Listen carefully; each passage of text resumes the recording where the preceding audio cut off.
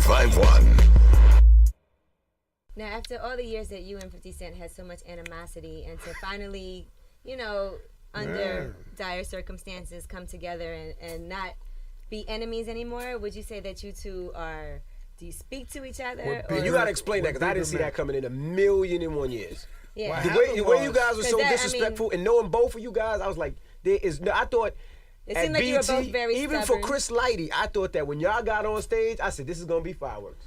I really thought that. Well, I'm a grown man, right?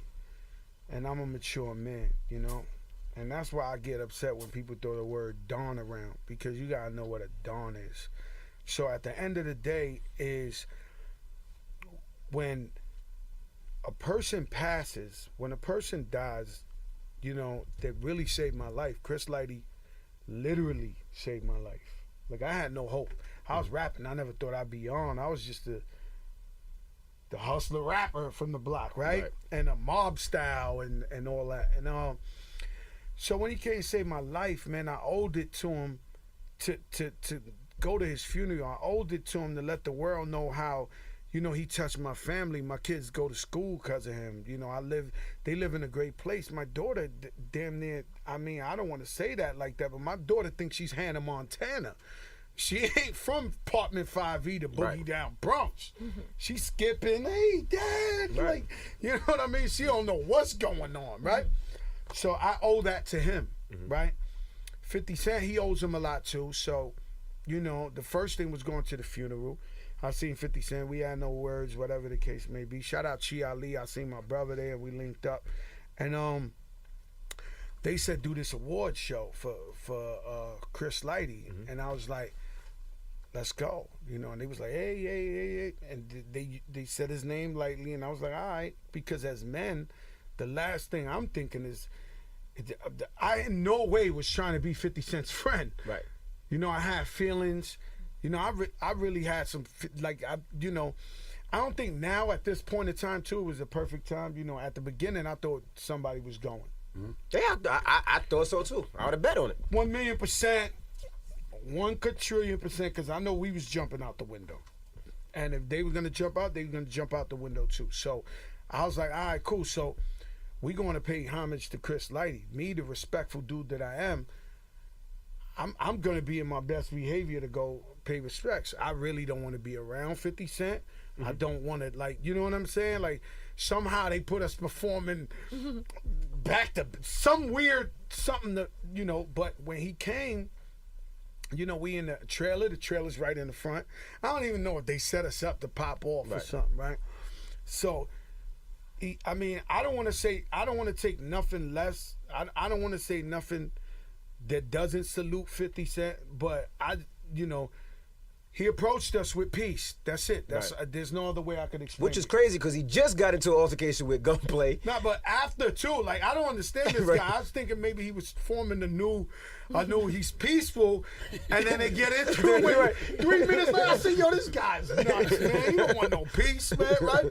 I thought this was the UN summit, right? Right. So he just came out the gate. Yo, peace. It's all peace, please.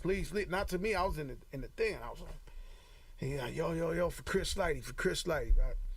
And then he bumps into another one of my guys. Yo, Pistol, Chris Lighty, it's all love. This, that. You tell Joe, love. So I'm like, 50 Cent's crazy, right? You didn't trust it? No way in a million lifetimes, right? And then so I go on stage and we do the rehearsal, and then somehow we end up next to each other. Like I perform, he performed, which by the way, that was one of the dopest tributes on the planet Earth. He deserved that. And then he just pulled his hand out and he was like, yo, peace, man. Chris Lighty, man, what's up? And I was like, yo, you know what I'm saying? What you want to do? I'm not an abuser. I'm not it's peace. And from now on, it's peace. Have you spoken to him since? It's peace, man. You know what I'm saying? I gave him my word. Yo, it's all good. And then we move on, with life, as men. He does his thing, I do my thing. That's the way it's supposed to be. It's like we're not friends, but we have no beef with each other. We good. I have no beef, no ill feelings, no nothing. with 50 Cent. That's great that you can do that. Because I said I know Joe and I know 50, and I said Joe will fight 50 if there's 100 G Unit people. Like what award show was that? And it was just Joe standing up. I think it was just Joe and Macho standing up at the award show. And 50 was on stage. I said, this is gonna get nasty. They better go to commercial. Oh, the MTV Awards. Yes. Yeah, and then Joe got on stage. Was like, I want to thank. I feel so comfortable in here. Thank the 50 Cent. We don't need Security. Do they have extra security for you guys though, just in case? Where? At the tribute? BT they want us Awards? to die. Hell no. Nah, they want us to die. Nah, they want us to die. I ain't gonna lie to you. I done never seen nothing like that. Now, They put Israel and Palestine right in the corner. Right there. Like, jump out. A lot of people know They that. probably with secret cameras just like, oh, it's popping. Yeah, I mean, This is every great on altercation the got worst caught side. on tape. This is going down. 50 and Like, Gunplay, Jeezy and Ross, everything got caught on tape. But a lot of people know with record labels, feuds actually help out, album sales I don't and think that promotions. helped us, and Yeah, that's what I was gonna I ask don't think you. that helped me. I don't think it really helps in 2013 because I don't want to help the hip hop police, but I just want to say that it's some tough guys in the backgrounds of every situation, and a nasty beef could turn violent. It could somebody could what I'm saying. So this ain't Kumo D. This ain't LL Cool J. Cannabis. This is the time where a lot of guys got some knuckleheads around them. You know what I'm saying? They would jump out the gate, throw themselves off the plane. You know what I'm saying? So I don't think it's really a safe thing. How often do you sit around and daydream if Pun was alive, how the game would be? I don't know. That type of stuff hurts me. You know what I'm saying? Anything that hurts me, I just try to block it out. Like, you know what I'm saying? I got a lot of pain in my life where I got, I have pictures in my mother's house where it's 14 dudes in the picture. I'm the only one alive. That's painful. That's, I remember counting, it used to be like 40 of us hanging in the projects. It was like 29 dudes dead. So when I start thinking about what it would have been with Pun, what it would have been, obviously he's a genius. He was incredible. He was one of my best friends ever. He was a loyal guy. He was a beautiful person. I'm not just saying that because people, when somebody died, they just say that. He was a funny person. He's sort of like me. If I said I gave my hand to 50 Cent, it's over, it's over. Pun was like, all right, you put me on, let's go. Like, you know what I'm saying? Right. We brothers, for real, and I really haven't found that in the loyalty and the brotherhood with Big Pun. I haven't found that nowhere. You know what I'm saying? And I mean it. I'm not just saying as a rapper, something like that. So I miss that fact. What about Pun's son? What do you think about Pun's son rapping? I think he's super nice.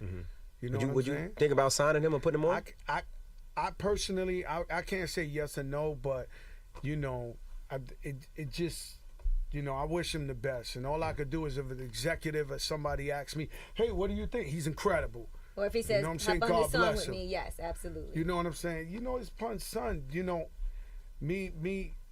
and his wife and all that. You know what I'm saying? We don't. And by the way, I gave over $1 million. By the way, I'll keep telling you that, right?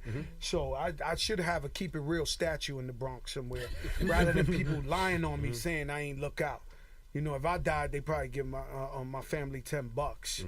You understand what I'm she saying? was saying she was homeless and you never did Maybe that for she her. was, but everybody spends money. Yeah. Right. Everybody made millions and millions and millions of dollars. Everybody made millions of dollars. Mike Tyson made how much millions? 330. Yeah, he said after he came home to 330 and went broke because of Don King. Everybody made money. So when you're used to a lifestyle, and I don't want to even bring that up and just start explaining. When you're used to Pun's son, he's very talented. I wish him the best. I've always wanted to be a part of his life, Pun's kid's life. I'm that type of dude. Had me and his wife didn't fall out, they would be calling me uncle, loving me to death, being with my kids, being in my house, taking care, all that. It just turned real ugly. Right. You know what I'm saying? And it was just like real unpreventable. Like, you know what I'm saying? I kept trying to make it, this, and then it just never worked out. You know what I'm saying? Why do you think Pun doesn't get brought up in more greatest of all time conversations? He is one of the greatest of all times. He is one of the best. I was there when he would rap and rappers won't rap. You know what I'm saying? You know how I knew Pun was nice? I took him, his idol was G-Rap. I took him to Queens to Nas and G-Rap. And then, they always look like, this Fat Joe, Fat Joe Real. He an all right rapper. This is a Flo Joe Day. That's my man. He keep it real. But they like, yo, that's his fat cousin Pedro. You know what I'm saying? What is he gonna rap about? Right. And then he start rapping and I seen Nas' eyes and G-Rap looking like, oh my God, like what's going on here?